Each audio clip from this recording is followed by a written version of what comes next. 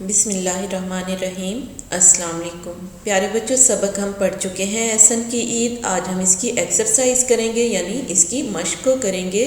تو آئیے اس کی مشق کو دیکھتے ہیں۔ سوال نمبر 1 ہے ہمارے پاس، نیچے دیے گئے جملوں میں کچھ الفاظ کے نیچے لکیر لگائی گئی ہے، ان الفاظ کے معنی پر دائرہ بنائیں۔ جی بچوں، یہاں پہ جملے دیے گئے ہیں، جیسے یہ جملہ ہے ہمارے پاس اور ایک لفظ کو انڈر لائن کیا گیا ہے۔ نیچے ہمارے پاس تین آپشنز موجود ہیں، جن میں سے جو اس لفظ کا درست معنی ہوگا اسے ہم نے سرکل کر دینا ہے۔ آئیے تو پہلا جملہ دیکھتے ہیں، عید خوشی کا تہوار ہے۔ جی بچوں، اس جملے میں تہوار کو انڈر لائن کیا گیا ہے۔ نیچے ہمارے پاس 3 آپشنز موجود ہیں، الف دکھ کا دن، ب پہلا دن، جیم خوشی کا دن۔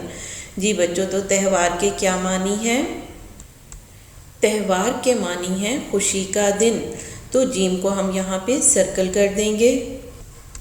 دوسرا جملہ دیکھ لیتے ہیں، احسن بہت بے چینی سے قصاب کا انتظار کرتا رہا۔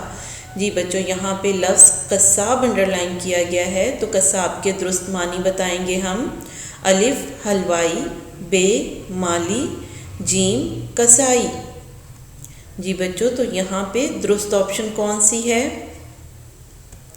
درست آپشن ہے ہمارے پاس کسائی۔ قصاب کے معنی کیا ہیں؟ کسائی۔ تیسرا جملہ دیکھ لیتے ہیں، حمید صاحب اور ان کی بیگم عید کی خوشیوں سے محروم رہتے ہوں گے۔ جی بچوں، یہاں پہ لفظ محروم کو انڈر لائن کیا گیا ہے، اس کے درست معنی بتائیں گے ہم۔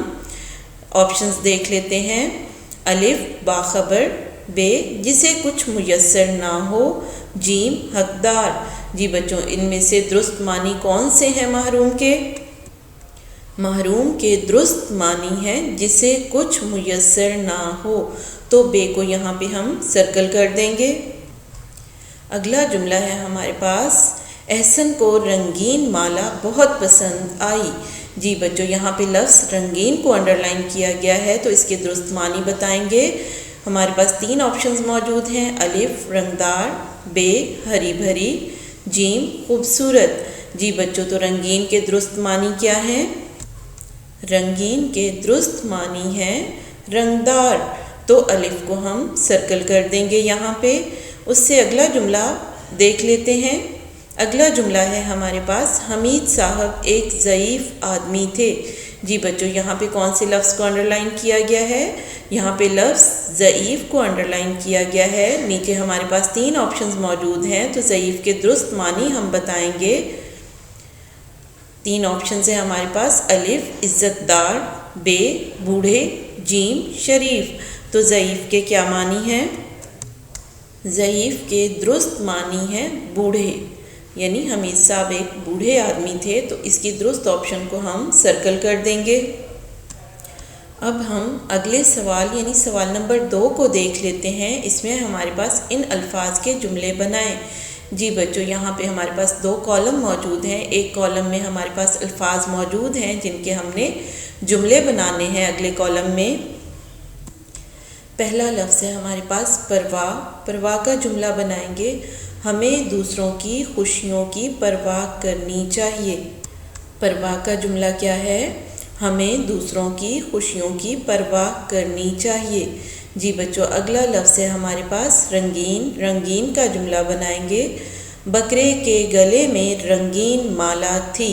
جی بچوں، رنگین کا جملہ کیا ہے؟ بکرے کے گلے میں رنگین مالا تھی۔ اس سے اگلا لفظ ہے ہمارے پاس تہوار۔ تہوار کا جملہ بنائیں گے، تہوار کا جملہ ہے عید خوشی کا تہوار ہے۔